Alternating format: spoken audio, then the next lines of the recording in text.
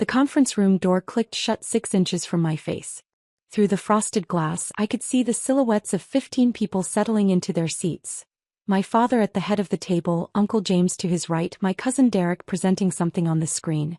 The quarterly strategy meeting for Morrison and Associates, the commercial real estate firm my grandfather had founded 42 years ago. I'd been attending these meetings for 7 years, ever since I'd graduated from business school. Until today. Sarah. My father's assistant, Michelle, touched my arm gently. I'm sorry. He said family only this time. He didn't give me much warning. I nodded, my portfolio bag still in my hand, the quarterly reports I'd spent the weekend reviewing still tucked inside. Did he say why? Michelle glanced at the closed door, lowering her voice. Your cousin Derek is presenting his new development proposal. Something about wanting to keep it confidential until the deal is finalized. Your dad thought it was better to limit the meeting to blood relatives only. I see. I adjusted my grip on the bag. And who's in there besides family? Well, there's your dad, Uncle James, Derek, your Aunt Patricia. Michelle paused, looking uncomfortable. Also Richard Chin from Westfield Capital, Susan Park from the investment committee, and about 8 other external advisors and consultants. But family only, I said flatly. That's what he said. Michelle looked miserable. Sarah, for what it's worth, I think this is ridiculous. You've contributed more to these meetings than half the people in that room. I smiled, the expression not quite reaching my eyes. It's fine, Michelle. If they want family only, that's their choice. I walked down the corridor, my heels echoing on the polished marble floors of the building my grandfather had designed. Morrison and Associates occupied the top 3 floors of the downtown tower. Visible space for a visible company. What wasn't visible was the ownership structure that kept the whole thing running. In the elevator, I pulled out my phone and opened an encrypted app that connected directly to my investment firm Hartwell Strategic Capital. The firm my college roommate and I had started 12 years ago, back when we were 2 ambitious 22-year-olds with more confidence than capital. The firm that now managed $2.3 billion in assets. The firm that, through a carefully structured series of holding companies and investment vehicles, owned 51% of Morrison and Associates. My phone buzzed with an incoming call. I answered as the elevator descended. Hi, Jennifer. Sarah, I saw the board meeting alert for Morrison and Associates, my business partner said, her voice crisp and professional. I thought you were attending today? Change of plans. Dad decided to make it family only. There was a pause. Family only?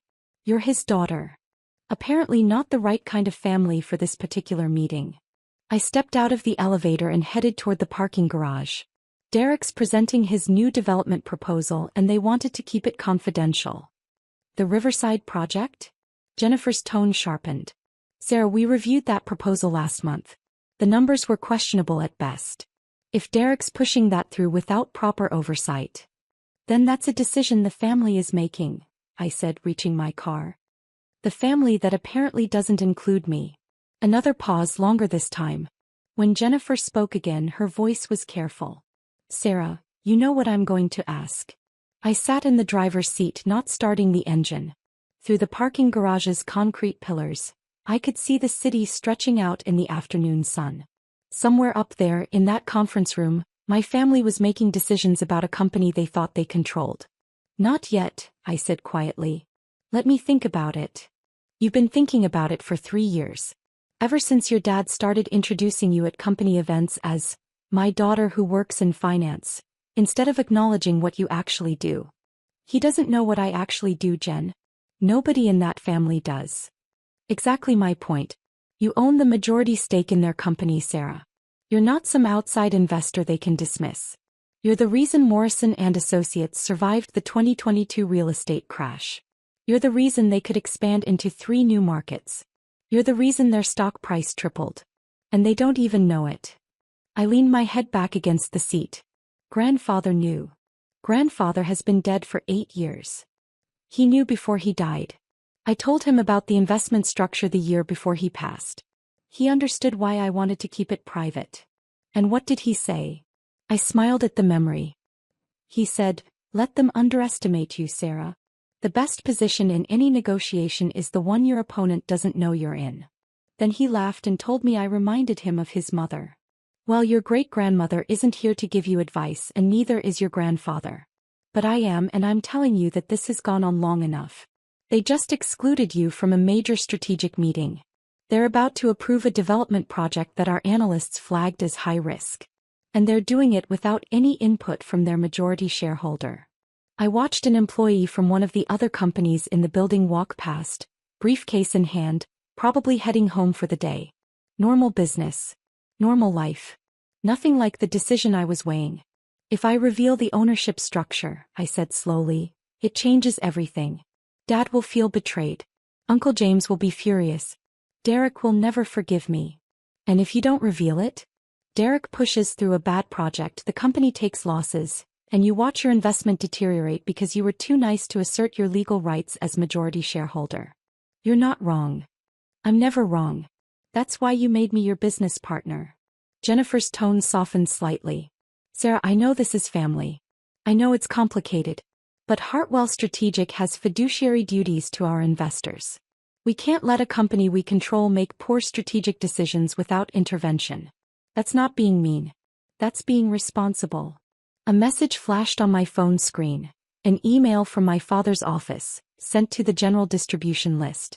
Subject: Exciting developments, Riverside project approved. They just approved it, I said, opening the email. Derek's Riverside project. Full approval from the board. They're announcing it to the whole company. Jennifer's sigh was audible. How much capital are they committing? I scanned the email, my stomach sinking. $60 million. Leveraged construction loans. Projected completion in 18 months.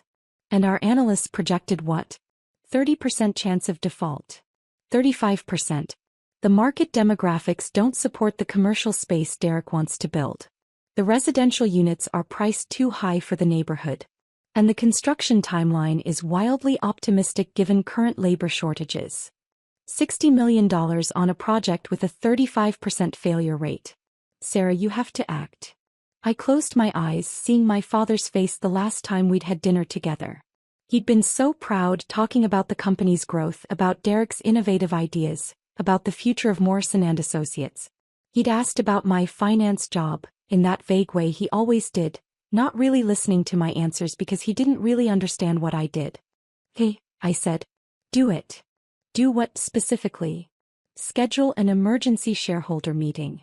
Invoke our rights as majority stakeholder. Full disclosure of ownership structure. Jen, I want a complete audit of the Riverside project financials before we proceed. If it's as bad as our analysts think, I want documentation. That's going to take a few days to prepare properly. I have time. The Riverside groundbreaking isn't scheduled for 3 weeks. We can intervene before they break ground and lock in the construction contracts. I'll start the paperwork. Sarah, are you sure? I started my car, listening to the engine hum to life. No. But I'm doing it anyway. The next 72 hours were a blur of conference calls, legal reviews and strategic planning. Jennifer assembled a presentation that laid out Hartwell Strategic's ownership of Morrison and Associates in excruciating detail. Every shell company, every holding structure, every capital injection over the past 3 years. Our legal team prepared the shareholder rights documentation. Our analysts compiled a comprehensive risk assessment of Derek's Riverside project. On Thursday morning, Morrison and Associates executive team received formal notice of an emergency shareholder meeting scheduled for Monday at 10 a.m. The notice came from Hartwell Strategic Capital, exercising rights as the majority shareholder. My phone started ringing within an hour. First was Uncle James. Sarah, do you know anything about this? Some investment firm is calling an emergency meeting. They're claiming they own 51% of the company. I know, Uncle James. I'll be at the meeting. But who are these people? How did they get a majority stake? Your father and I control the Morrison family shares. We'll discuss it at the meeting, I said calmly. Monday at 10 a.m. He sputtered. This is highly irregular. Your father is extremely upset. We need to understand who we're dealing with. You will. Monday. Next was Derek, his voice tight with anger. Sarah, my dad just called me. Apparently we have to postpone announcing the Riverside project because some mysterious investor is making waves. Do you know anything about this? I'll be at the meeting, Derek. That's not what I asked. I asked if you know anything about who's disrupting our business. See you Monday, Derek. My father didn't call until Friday evening. I was at home reviewing the presentation one final time when his name appeared on my screen. Hi, Dad. Sarah. His voice was strained. I need you to be honest with me. Do you know who Hartwell Strategic Capital is? I set down my wine glass. Yes. And? It's my firm, Dad. Mine and my business partner Jennifer's. We started it 12 years ago. The silence stretched so long I thought the call had dropped. Finally, what do you mean, your firm? I mean, I'm the founder and managing partner of Hartwell Strategic Capital. We manage $2.3 billion in assets. And yes, we own 51% of Morrison and Associates. Another long silence. That's not possible. It's documented in the meeting materials you'll receive Monday morning. But I can walk you through it now if you want. Sarah, how could you own 51% of my company? The Morrison Family Holdings. We're 67% of the company 8 years ago, Dad. Right after grandfather died. But the company needed capital for expansion and the family couldn't provide it. So Morrison and Associates issued new shares and sought outside investment. Hartwell Strategic provided that capital through a series of structured investments over 3 years. Those investments gave us majority stake. You're saying you bought my company? I'm saying I invested in a company that needed capital. The company that grandfather built. I made sure it survived and thrived. Without telling me. His voice rose. Without telling anyone in the family? I told grandfather before he died. He knew about the investment structure. He approved. My father knew you were secretly buying the company and he said nothing? He didn't see it as secret, Dad. He saw it as strategic. And he understood why I structured it the way I did. Which was what? To humiliate your family? To take control behind our backs. I stood pacing my apartment. No, Dad. To protect the company while staying out of the family politics. You and Uncle James spent 3 years after grandfather's death fighting over every decision. Derek and Aunt Patricia were pushing for aggressive expansion without proper capital reserves. The company was hemorrhaging money and nobody could agree on a solution. So I provided one. By taking control. By investing capital when the family couldn't.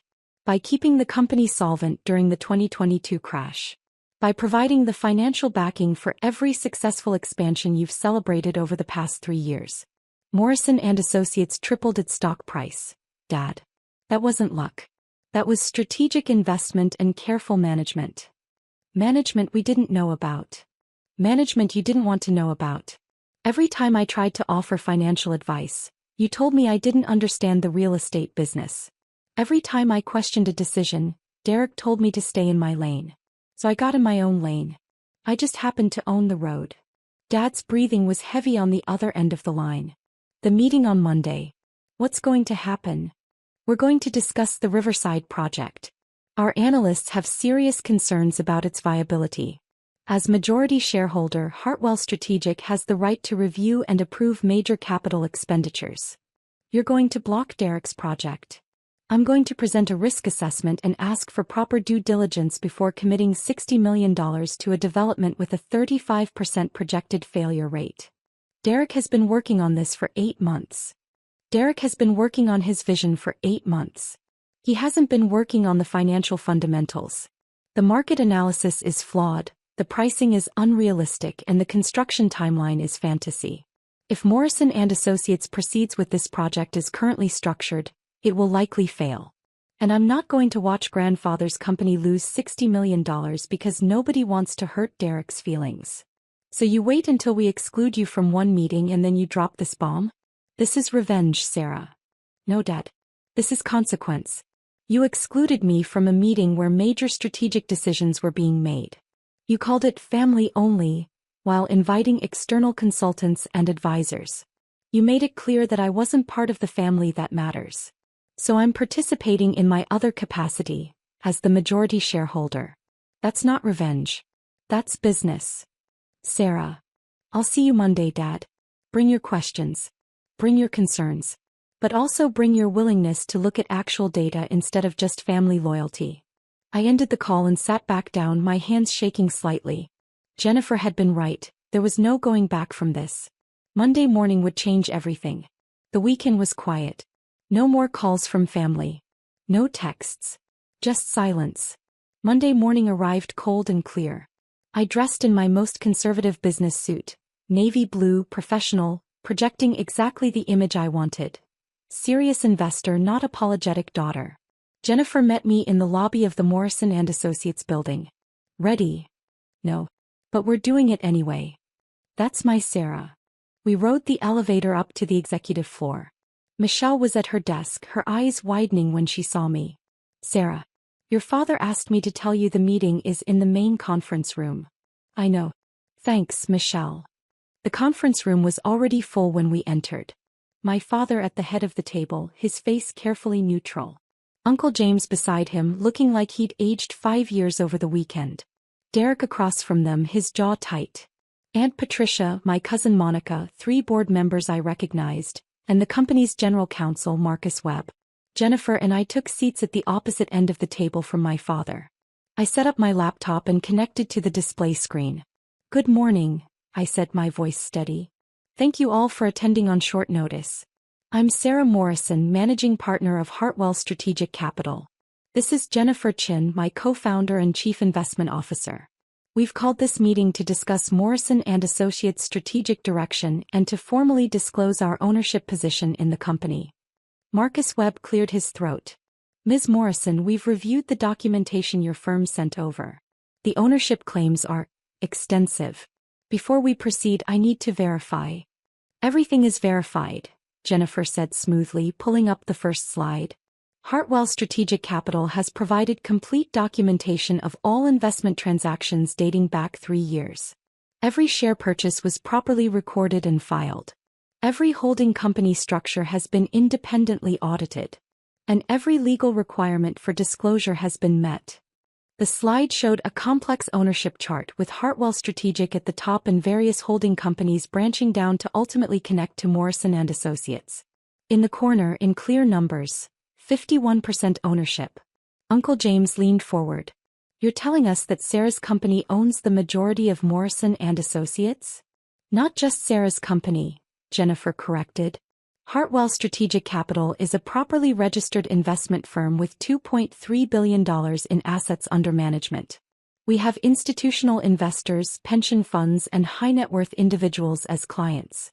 Our ownership of Morrison & Associates was structured as a standard private equity investment. There's nothing standard about secretly buying a family company, Derek said, his voice sharp. I looked at him directly. We didn't buy it secretly, Derek. Every share purchase was properly documented and filed with the SEC. The Morrison family received quarterly reports from the company showing the evolving ownership structure. If you didn't read those reports, that's not a secrecy problem. That's a diligence problem. But you never told us it was you, Aunt Patricia said. You hid behind corporate structures. We use standard investment vehicles, Jennifer interrupted. The same structures used by every major private equity firm in the country. There was no hiding. There was simply no reason to announce our identity unless and until we needed to exercise our shareholder rights. Which brings us to today, I said, advancing to the next slide.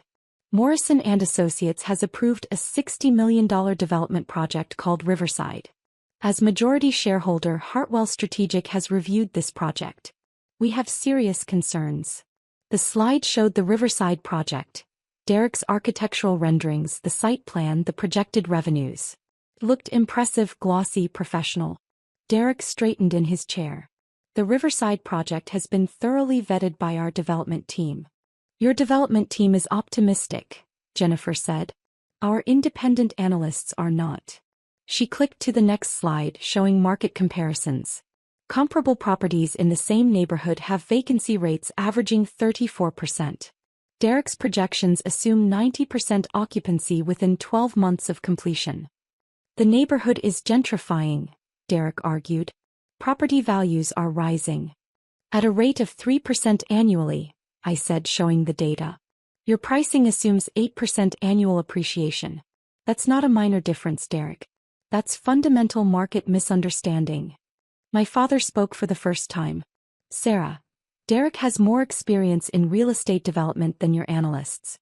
Does he have more experience than the 3 former commercial real estate executives on our advisory board? Jennifer asked.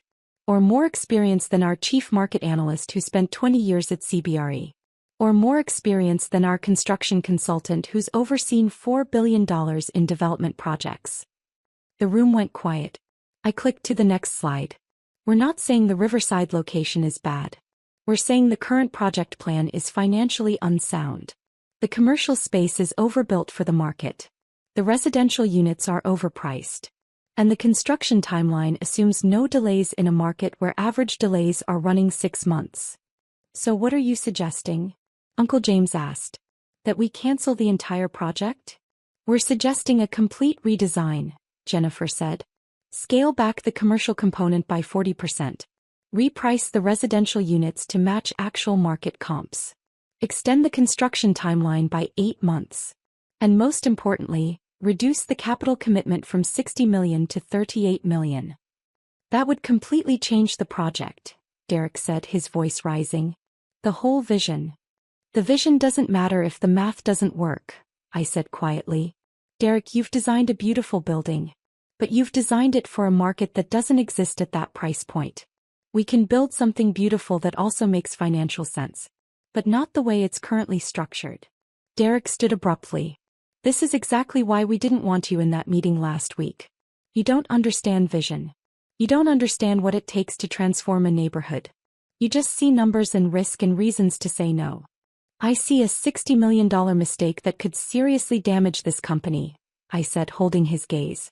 And as majority shareholder, I have a legal obligation to prevent that mistake. You're not the majority shareholder, Derek shot back. Your firm is. There's a difference. Is there? Jennifer pulled up another slide. Sarah personally owns 73% of Hartwell Strategic Capital, which means she personally controls the majority stake in Morrison & Associates. She is not just the managing partner making recommendations. She is the principal owner making decisions. The room went silent again. I watched my father's face as he processed this information, watched the realization sink in. His daughter didn't just work in finance. His daughter owned his company. 3 years, Dad said finally. For 3 years, you've owned majority control of Morrison & Associates and you said nothing. For 3 years I provided capital that let this company thrive, I corrected. I funded the Denver expansion that's now your most profitable market. I backed the Portland acquisition that doubled your commercial portfolio. I provided bridge financing during the 2022 crash when banks were refusing loans to real estate companies. Every success Morrison & Associates has celebrated in the past 3 years was made possible by capital I provided. I didn't say anything because I didn't need credit. I just needed the company to succeed. But why? Aunt Patricia asked, genuine confusion in her voice. Why invest so much in a company and stay anonymous? Because grandfather taught me that the best investors are invisible until they need to be visible, I said. Because I knew that if you knew I was funding the company, every decision would become about family dynamics instead of business fundamentals. And because I wanted Morrison & Associates to succeed on merit, not because people were trying to keep the boss's daughter happy. Marcus Webb, the general counsel, spoke up. From a legal perspective, everything Hartwell Strategic has done is proper and documented. As majority shareholder, they have the right to approve or reject major capital expenditures like the Riverside project. The question before this board is whether we accept their restructuring proposal or whether we contest it. Contest it how?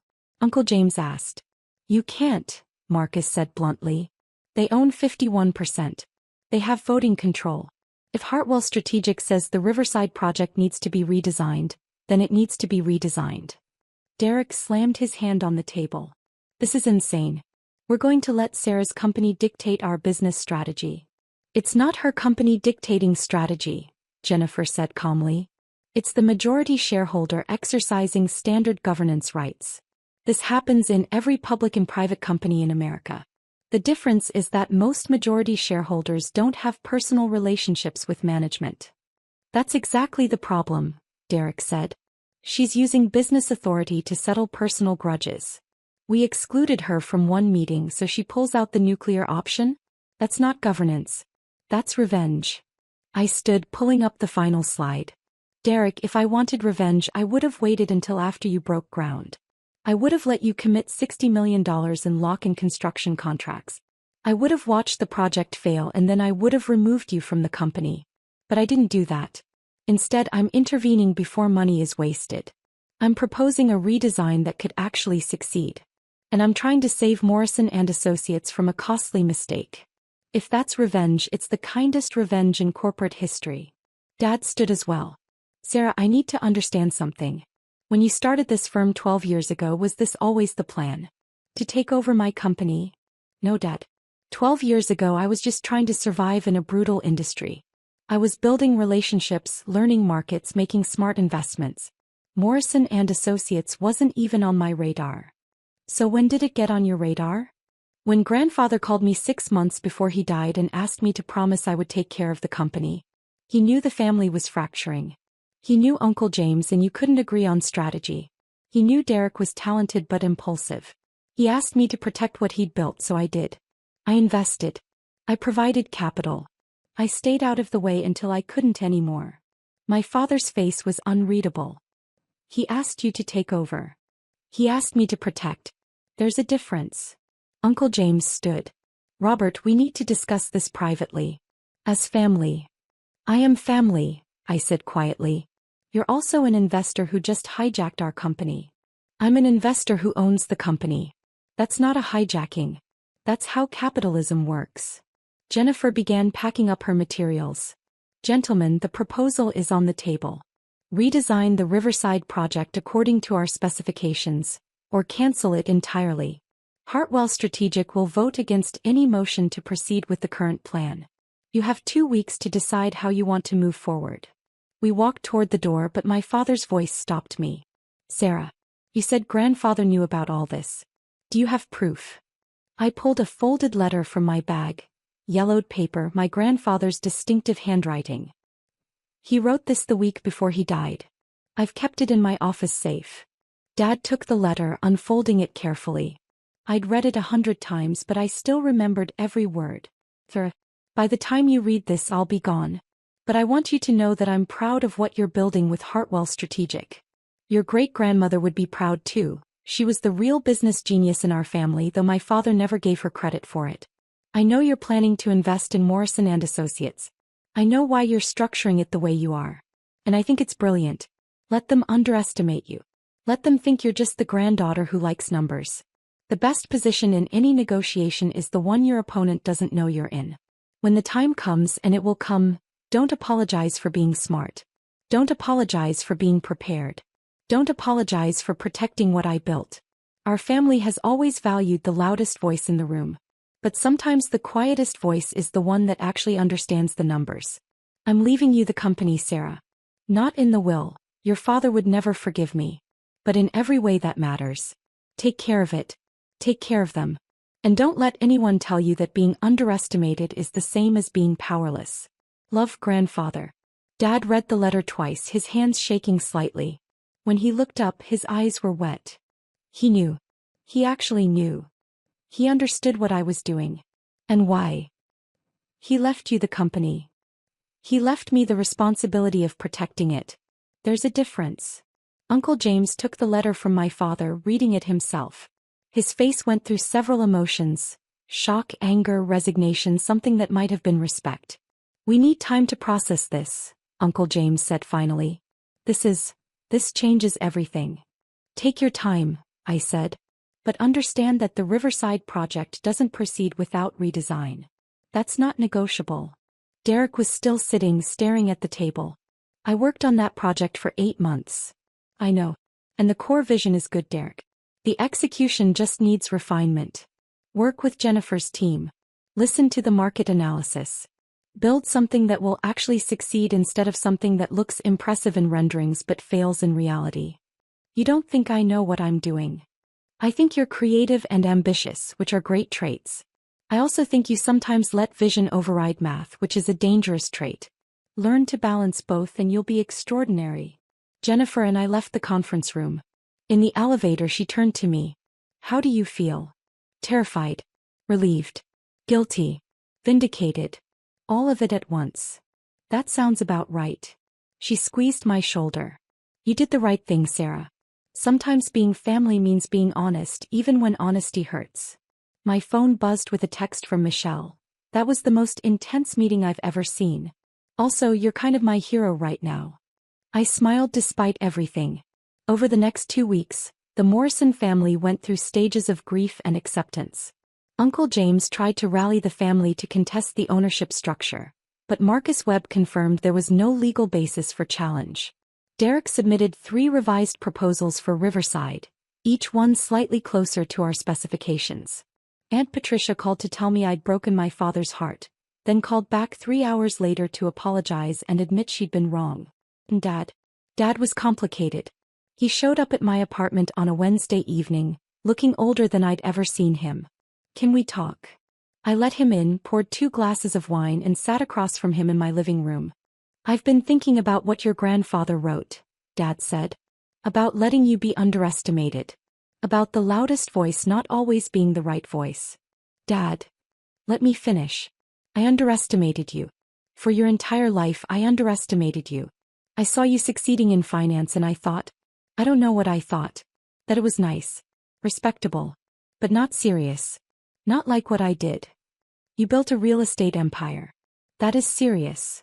I expanded an empire my father built. You created something from nothing. In 12 years, you built a $2.3 billion investment firm. Do you understand how extraordinary that is? I had good partners, smart advisors, and luck. Stop, Dad said firmly. Stop diminishing what you've done. I did that to you for years and I was wrong. You're not lucky. You're brilliant. And I was too proud to see it. The words I'd wanted to hear for so long, but they came with too much pain attached. Dad, I didn't do this to prove anything to you. I know. That's what makes it worse. You did it because you loved grandfather's company enough to protect it. Even when we shut you out. Even when we dismissed you. You still protected us. I protected the company. There's a difference. Is there? He smiled sadly. Sarah, the Riverside project. Derek presented your redesigned proposal to me yesterday. It's better. Substantially better. The market analysis actually makes sense. The pricing is realistic. The timeline is achievable. It's everything his original proposal should have been. Derek did the work. We just provided the framework. You taught him how to think critically instead of just thinking big. That's a gift. We sat in comfortable silence for a moment. Finally, Dad said, Morrison and Associates needs you. Not just as the majority shareholder. As part of the leadership team. Marcus suggested creating a Chief Strategic Investment Officer position. Someone who oversees major capital decisions and long-term planning. Someone who can balance Derek's creativity with financial reality. You want me to work for Morrison and Associates? I want you to help lead it. The way grandfather wanted. The way you've been doing anonymously for 3 years but now visible and acknowledged. What do you think? I thought about grandfather's letter. About great-grandmother who'd been a business genius without recognition. About being the quietest voice that understood the numbers. I think it's time to be loud, I said. Yes. Dad smiled, the first real smile I'd seen from him in weeks. Your grandfather would be so proud. Oh, I'm proud. Even if I'm late to the party. Better late than never. 3 months later, I stood in front of the Morrison and Associates board as Chief Strategic Investment Officer, presenting the quarterly investment review. Dad sat at the head of the table. Uncle James was to his right. Derek was there, now leading the Riverside project redesign with genuine enthusiasm instead of defensive pride. And at the far end of the table, the seat I used to occupy when I was just taking notes, sat a new junior analyst. A recent business school graduate taking notes on her laptop, probably wondering if anyone actually read her memos. After the meeting, I stopped by her desk. Hey Amanda. How's the learning curve? She looked up, surprised.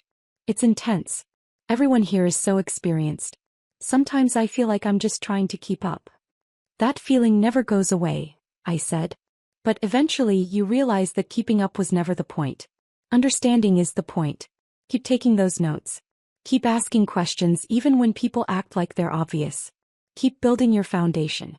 You never know when you'll need it. She smiled. Thanks, Ms. Morrison. That actually helps. I walked back to my office. The one next to Dad's with a view of the harbor where cargo ships came and went.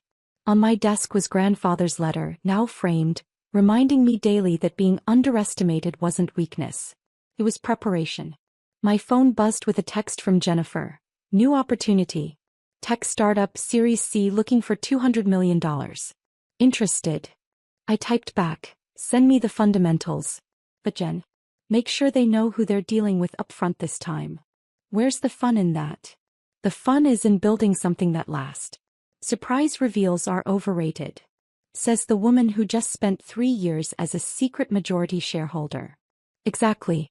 I learned my lesson. Transparency is underrated. Through my office window I could see the Morrison and Associates sign on the building across the street. Grandfather's legacy now mine to protect. Not from the shadows anymore but in full view. The quietest voice had finally learned to speak. And the family was finally learning to listen.